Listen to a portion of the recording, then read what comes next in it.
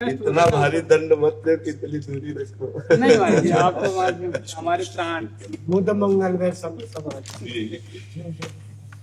महापुरुष जन आते हैं और नीचे बैठते हैं, मुंह पर बैठते हैं, बड़ा दुर्भाग्य है। और अब स्वास्थ्य की रक्षा के लिए अब यार बहुत विलम्ब लगा लिया आपने। आज बहुत दर्शन देने में लेट कर दिया आप। हम तो इंतजार कर रहे थे कि अभी आप 84 कोस की परिक्रमा में है। कब मिलाओगे? मैं आ रहा हूँ। आपका फोन आता रहता कमाल है। ये आपका वात्सल्य है कि आप कृपा करके दर्शन देने आते हैं। प्रभु जब विशेष अनुग्रह करते हैं तब अपने निज जनों का साक्षात्कार करवाते हैं। भगवान का साक्षात्कार इतना दुर्लभ नहीं है, भगवान अपने लिए सुलभ कहा है। अनन्य चेता सततम यो माम स्मृति नित्य सह तस्याहम सुलभा पार्थ। नित्य युक्तस्य योगिना, मैं सुलभ हूं। लेकिन बोले बहुनाम जन्मनावंते ज्ञानवान माम प्रपद्यते वासुदेवा स्वरमित सा महात्मा सुदुर्लभा। महात्मा सुदुर्लभा और अहम सुलभा। भगवान अपने लिए तो कहते हैं मैं सुलभ हो सकता हूं, लेकिन मेरे को भजने वाले और मेरे को प्राप्त और सर्वत्र मेरा साक्षात्कार करने वाले ऐसे महात्माओं का दर्शन दुर्लभ है। भगवान देवर्षि नारद जी भी कहते हैं महत्संगस्तु दुर्लभो अगम्यो अमोघश्च। महापुरुषों का संग मिलना दुर्लभ है। यदि निर्वाह कर ले जाए, संत संग निर्वाह करना बड़ा कठिन होता है। अगर संत संग निर्वाह कर ले जाए तो अमोघश्च, निश्चित भगवत प्राप्ति हो जाएगी, निश्चित वो भगवदानंद को प्राप्त हो जाएगा। अनुग्रह का मूर्तिमान स्वरूप भगवान का क्या है? जैसे सच्चिदानंद का मूर्तिमान स्वरूप भगवान है, तो भगवान के अनुग्रह, भगवान की कृपा का मूर्तिमान स्वरूप क्या है? संत जन। भगवान की कृपा का अगर मूर्ति रूप देखना है तो संत जन है, कृपा मूर्ति है। कृपा रूप जो वपु धर्यो, साक्षात भगवान की कृपा ने जब वपु धारण किया तो संत नाम से कहा गया। कृपा वपु, बपू हम। बहुत सौभाग्य, बहुत सौभाग्य। थोड़ा हमारी राम नाम की थोड़ा महिमा, वैसे तो सुनते सुनते। अरे हम राम नाम की महिमा कहाँ कहे, कहाँ लगी नाम बड़ाई, राम न सकत नाम गुण गाए। पहली महिमा तो ये है कि हम जीव क्या भगवान की नाम की महिमा का वर्णन कर सकते हैं। स्वयं नामी भगवान भी अपने नाम की महिमा का वर्णन करने में पूर्ण असमर्थ है, पूर्ण महिमा करने में असमर्थ है। गोस्वामी तुलसीदास जी ने कहा एक पद में कि राम राम राम जी है जौलो तू न जपी है, तौलो तू कहूँ जाए तिहु ताप तपी है। सुरसर तीर बिन नीर दुख पाई है, सुर तरु तरे तो ही दारिद सताई है। गोस्वामी जी कह रहे यदि ये जिभ्या तू राम राम राम राम राम नहीं रटेगी तो तू कहीं भग करके जाए, कहीं त्रिभुवन में भाग करके हो आए, तुझे शांति नहीं मिलने वाली, तुझे विश्राम नहीं मिलने वाला, तुझे परमानंद नहीं मिलने। गंगा के समीप मरेगा अगर भगवान से विमुख है तू, पर गंगा जल तेरे मुख में नहीं जाएगा, तेरा मंगल नहीं हो पाएगा। कल्प तरु के नीचे रहेगा लेकिन तेरे को दारिद्र सताएगा यदि राम राम मुख से नहीं बोलेगा। अगर राम नाम मुख में नहीं तो गंगा के तीर भी तू विमुख होकर मरेगा। कल्प तरु के नीचे भी तू दरिद्र ही रहेगा यदि तेरी जिह्वा पे राम नाम। जागत बागत सपने न सुख सोई है, जुग जुग जन्म जन्म जग रोई है। तो चाहे जागृत हो, चाहे स्वप्न में हो, चाहे सुसुप्ति में हो, तू अशांत ही रहेगा। जन्म जन्म जुग जुग तुझे रोना ही पड़ेगा। छूटवे के जतन विशेष बांधे जाएगो, वो है विष भोजन जो सुधा सान खाएगो। छूटने का प्रयास करेगा तो विशेष बांधा जाएगा यदि राम नाम नहीं है। किस और साधनों का बल शून्य बल है और भगवान के नाम का बल अंक बल है। जैसे अंक विराजमान होने पर शून्य 10 गुना लाभ देता है, ऐसे राम नाम मुख में चल रहा है और साधन बन रहे हैं, वो 10 गुना लाभ देंगे। यदि राम नाम नहीं है, अंक नहीं है, तो शून्य शून्य ही है। भगवान ने स्वयं कहा व्रतांश यज्ञ छंदांश तीर्था नियमा यमा, इनके द्वारा मैं वशीभूत नहीं होता। बड़े बड़े व्रत, बड़े बड़े नियम, बड़े बड़े तीर्थ, बड़े बड़े यम, इनके द्वारा नहीं होता। यदि साधु समाज मिल जाए, भगवान ने कहा वो साधु समाज सब संगों का त्याग करवा के भगवान के नाम में प्रीति करवा देती। संत संग का यही रंग है कि भगवान प्यारे लगने लगे, भगवान का नाम प्राण प्रिय लगने लगे। हर द्वंद्वों में हमारा नाम छूटे ना, चाहे वो मान हो, चाहे अपमान हो, चाहे निंदा हो, चाहे स्थिति हो, चाहे लाभ हो, चाहे हानि हो, चाहे सुख हो, चाहे दुख हो, लेकिन हमारी जिह्वा राम राम राम राम रट रही है, बस सब कुछ प्राप्त हो गया। गोस्वामी तुलसीदास जी ने कहा बिगड़ी जन्म अनेक की, अब वहीं सुधरे आज। यदि होई राम को नाम जब तुलसी तज कुसुमाज। यदि हम भगवान श्री राम को अपना प्राण प्यारा प्रीतम मान ले और उनके नाम का निरंतर जप करें और गंदी आदतों का त्याग कर दे तो जीते जी जीवन मुक्त हैं। अभी जीवन मुक्त हैं, अभी भगवत प्राप्त हैं। भगवान से अपना ममत्व और नाम की आसक्ति और दुर्गुण दुराचारों का त्याग, बस इतना ही सब शास्त्रों का सार है।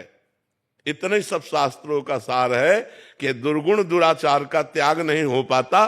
कहीं ना कहीं भगवान नाम आश्रय तो लिए हैं, पर दुर्गुण दुराचार का जो त्याग नहीं हो पाता, इसीलिए भगवदानंद की अनुभूति नहीं हो पाती। नहीं तो हर समय तृप्त और आनंद का अनुभव हो, एक तृप्ति, संसार की तरफ से तृप्ति और भगवदानंद का अनुभव हो, केवल भगवद आश्रय पड़े रहने से। और कहीं नाम जप कर रहा है फिर तो क्या कहना, भगवद आश्रय पड़ा है वो भगवान के संबंध में कि मैं प्रभु का हूं, इतने से ही बात बन जाएगी। गोस्वामी जी ने साधन बाद में बताया है, साध्य पहले बताया है। बिगड़ी जन्म अनेक की, सुधरे अबहीं आज। होई राम को, मैं प्रभु का हूं, मैं भगवान का हूं, इतनी बात हृदय में आ जाए तो वो विश्व पर विजय प्राप्त कर लिया। और कहीं नाम जप करने लगे फिर क्या कहना, और कहीं दुर्गुण दुराचार का त्याग करके नाम जप कर रहा है तो भगवान को अधीन कर लेगा। सुमिर पवन सुत पावन नामू, अपने बस करी राखे। इस चौपाई से बढ़कर और क्या उदाहरण हो सकता है। अपने बस करी राखे, जो परम स्वतंत्र है, जो निरंकुश है, जिनके ऊपर किसी का अधिकार नहीं है, उनको अपने बस में कर लिया।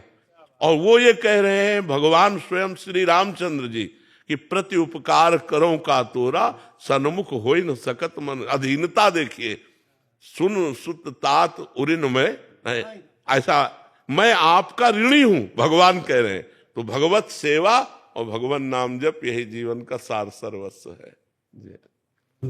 यह गुण साधन से नहीं हुई, हाँ, और प्रभु की कृपा पाओ को। संत चरण रज में बड़ी सामर्थ्य महाराज। अगर संतों की चरण रज का सेवन हो तो भगवान के नाम में, रूप में, लीला में, आसक्ति में, धाम में, सब में आसक्ति हो जाएगी। क्योंकि संतों की चरण रज के बिना रहु गणित तपसा न याति न चेज्या न निरूपणात् ग्रहाद्वा न छंदसा नैव जलाग्नि सूर्यो बिना महत्पाद रजोभिषेकम। बिना महापुरुषों की चरण रज से अभिषिक्त हुए ये जो भगवद अनुराग है, भगवत तत्व ज्ञान है, भगवत नाम प्रीति है, ये तपस्या से नहीं हो सकता, ये गृहस्थ धर्म के आराधना से नहीं हो सकता, ये सूर्य चंद्र की आराधना से नहीं हो सकता, ये वेदाध्ययन से नहीं हो सकता, ये तीर्थ यातन से नहीं हो सकता। रहु गणित तपसा न याति न चेज्या न निरूपणात् गृहाद्वा न छंदसा नैव जलाग्नि सूर्यो बिना महत्पाद रजोभिषेकम। बिना महापुरुषों की चरण रज, तो संतों की चरण रज में लोटे, उनकी जूठन खाए तो अपने आप सब बात बन जाएगी। देवर्षि नारद जी का अनुभव, जब वो 4 महीने संतों की सेवा में रहेला और उनकी जूठन पाई ना, तो अगला जन्म देवर्षि नारद का हुआ, सिद्ध महापुरुष हो गए। पर जी महापुरुष की चरण रज बताया है, और जैसे भीष्मात्र की भी? हमें तो लगता है भेष मात्र कोई महापुरुष मान लेना चाहिए। अगर भेष मात्र में कहीं संशय करेगा तो वो महापुरुषों में भी संशय कर लेगा। शालिग्राम की बटिया चाहे छोटी हो चाहे बड़ी हो, आज चाहे विराजमान की गई, चाहे 1000 वर्ष पहले पूजल होता है और शालिग्राम शालिग्राम है। ऐसे वैष्णव मूर्ति है। मात्र आपकी निंदा करेंगे तो हम कैसे उन पे? अगर वो निंदा कर रहे हैं तो हमको देखना चाहिए कि क्या निंदा वाले दोष हम में है। अगर नहीं है तो भगवान हमारी परीक्षा ले रहे हैं, हमको सहन करना चाहिए। हाँ, हमको ये देखना चाहिए। जैसे कोई निंदा कर रहा है तो हमको पहले जांचना चाहिए कि भगवान इनके रूप में आकर के हमारे अवगुणों का, हाँ, कहीं हमारे अंदर वो दोष तो नहीं है। अगर दोष है तब तो सच्ची बात कह रहे हैं, प्रणाम योग्य बात है। अगर दोष नहीं है तो फिर हमारी सहनशीलता देख रहे हैं, हमको सहन करना चाहिए। और जो दूसरों की निंदा स्तुति आदि में लगे हुए हैं वो वास्तविक अपने सत्मार्ग से भटक गए हैं। सुनो तात मायाकृत गुण और दोष अनेक, गुण या उभय न देखी और देखी सो अविवेक। हे तात, ये मायाकृत गुण दोष बहुत है, इनका वर्णन करने के लिए हमारे पास समय नहीं। हमें भगवान के गुणानुवाद, भगवान की नाम महिमा, रूप महिमा, लीला महिमा, धाम महिमा। अच्छा, भगवान जिसको जैसे चला रहे हैं वो उतना ही चल पाएगा। प्रभु आज्ञा जेहिका जस आही, सोते भांति रहे सुखलाई। अब जैसे वो उन्होंने भगवान की कृपा को ठुकरा दिया और मनमानी आचरण किए, तो अब फिर राग द्वेष में ही रहेगी वृत्ति। राग द्वेष से ऊपर तो नहीं उठ सकती। और अगर राग द्वेष से ऊपर वृत्ति उठानी है तो भगवान की आज्ञा का पालन करो। अगर भगवान की आज्ञा का पालन करोगे तो भगवान की कृपा तुम्हें संभाल देगी। और अगर भगवान की आज्ञा को अवहेलना करोगे तो ये माया त्रिगुणमयी तुम्हें राग द्वेष में फंसा लेगी, चाहे संत वेश में हो चाहे जिस रूप में हो। हाँ, वास्तविक तो बात यह है कि हम निंदा करने वाले में भी भगवान का रूप देखकर प्रणाम करें। जो क्रूरता और पाप के आचरण करने वाले हैं उनमें भी साक्षात हम अपने प्रभु को देखें, क्योंकि गोस्वामी जी ने ऐसा देखा, श्री राम में सब जग जानी। हाँ, तो जो निंदा कर रहे हैं वो भी मेरे भगवान हैं, हमको उनमें भी भगवत बुद्धि रख लिए ले। हाँ, अच्छा, गुण और दोष इन्हीं की चर्चा होती स्तुति और प्रशंसा में, और संत गुण और दोष दोनों से परे होते हैं। अब संत की कैसे कोई महिमा जान सके? संत गुण और दोष से परे होते हैं। आप अगर वर्णन करोगे प्रशंसा तो प्राकृतिक करोगे, और निंदा करोगे तो प्राकृतिक करोगे, और वो चिदानंद में स्थित रहते हैं तो तुम प्रकृतिजन्य बात को क्या जानोगे? उनकी आंतरिक स्थिति को तो समझना मुश्किल है ना। प्राकृतिक निंदा होती है और प्राकृतिक ही प्रशंसा होती है। अप्राकृतिक जो चिदानंद भगवत प्रेम है उसे तो नहीं जाना जा सकता ना। इसलिए निंदा और स्तुति दोनों मायाकृत है और दोनों त्याज्य है, दोनों त्याज्य है। ग्रहण योग्य है भगवान का स्तुति, भगवान की महिमा, भगवान का नाम, भगवान का रूप, भगवान की लीला। इसीलिए ज्यादा मिलना नहीं चाहिए किसी से। साधु को संयम से मिलना चाहिए। अगर हमने देखा कि इष्ट मिले और मन मिले, मिले भजन रस रीति, तो तहा निसंक होए मिलिए तासो कीजे प्रीति। जैसे इस समय जो हमें सुख है